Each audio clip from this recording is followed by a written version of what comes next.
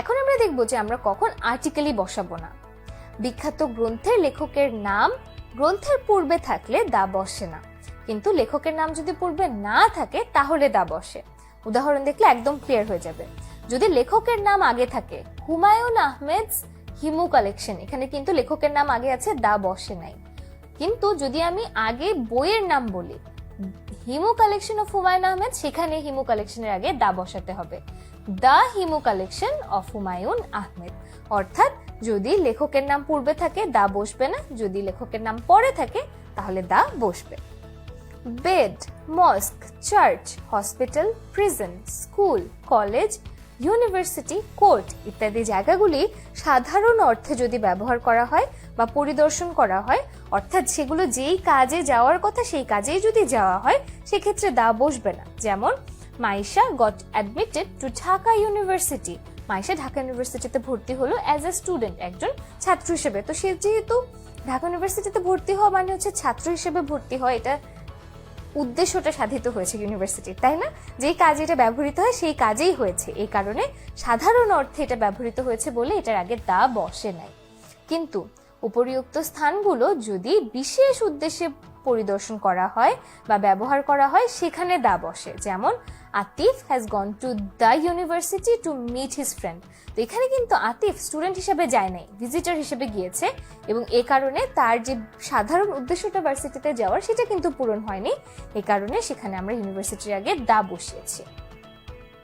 হোমের পূর্বে যদি ডেসক্রিপটিভ ওয়ার্ড বা ফ্রেজ না থাকে তাহলে তার পূর্বে কিন্তু দা বসে না, কিন্তু হোম শব্দটির পূর্বে যদি ডেসক্রিপটিভ ওয়ার্ড বা ফ্রেজ থাকে তাহলে দা বসে। যেমন আই অ্যাম অ্যাট হোম, আমি বাসায় আছি। কখনো কিন্তু এটা হবে না যে I am at the home, এটা হবে কি আই অ্যাম অ্যাট হোম। তারপর Arik went at the magistrate home বা Arik went to the magistrate's home. তাহলে এখানে দেখুন যে ম্যাজিস্ট্রেট হোমের আগে একটা ডেসক্রিপটিভ শব্দ আছে, এই কারণে এর আগে আমরা দা বসিয়েছি। ঋতুর নামের পূর্বে দা বসালেও চলে, না বসালেও চলে। The winter is best for travelling, the winter is the best for travelling, অথবা winter is my favourite season, দুটোই কিন্তু ঠিক আছে। আমরা ঋতুর আগে দা বসালেও ঠিক আছে, না বসালেও ঠিক আছে।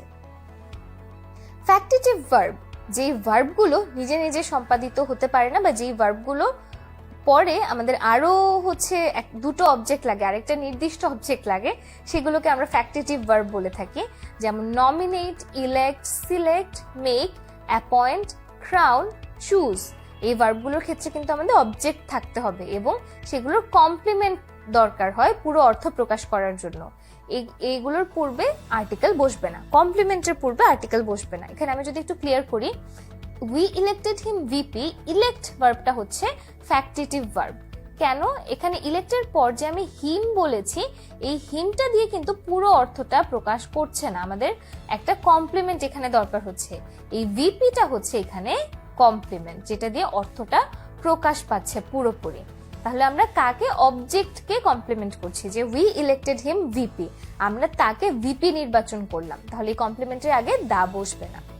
কিন্তু যদি কমপ্লিমেন্টটা আমরা নির্দিষ্ট করে বোঝাই তাহলে তার পূর্বে দা বসবে। যেমন we made her the president of the journalist association, এখানে কিন্তু আমি একদম নির্দিষ্ট করছি সে দ্য জার্নালিস্ট অ্যাসোসিয়েশনেরই প্রেসিডেন্ট, এই কারণে এই নির্দিষ্ট হওয়ার কারণে এই প্রেসিডেন্টের আগে আমরা দা বসিয়েছি।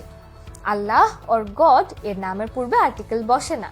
আল্লাহ ইজ অলমাইটি, এখানে কিন্তু দা আল্লাহ বা দা গড হবে না, আল্লাহ ইজ অলমাইটি, আল্লাহ সর্বশক্তিমান। শরীরের অঙ্গ প্রত্যঙ্গ এবং পোশাক পরিচ্ছদের ইত্যাদির পূর্বে দা বসে না, কারণ তারা হচ্ছে পজেসিভ অ্যাডজেক্টিভ। যেমন হোল্ড ইয়োর টাং, তাহলে এই যে ইয়োর এটার আগে বা টাং এটার আগে কিন্তু আমরা দা বসাবো না, তাহলে শরীরের অঙ্গ প্রত্যঙ্গ এবং পোশাক পরিচ্ছদের আগে আমরা দা বসাবো না। খেলার নামের পূর্বেও আমরা দা বসাবো না। Afifa likes cricket, Afifa likes the cricket কিন্তু হবে না, এটা কি হবে? Afifa likes cricket, Afifa cricket খেলা পছন্দ করে।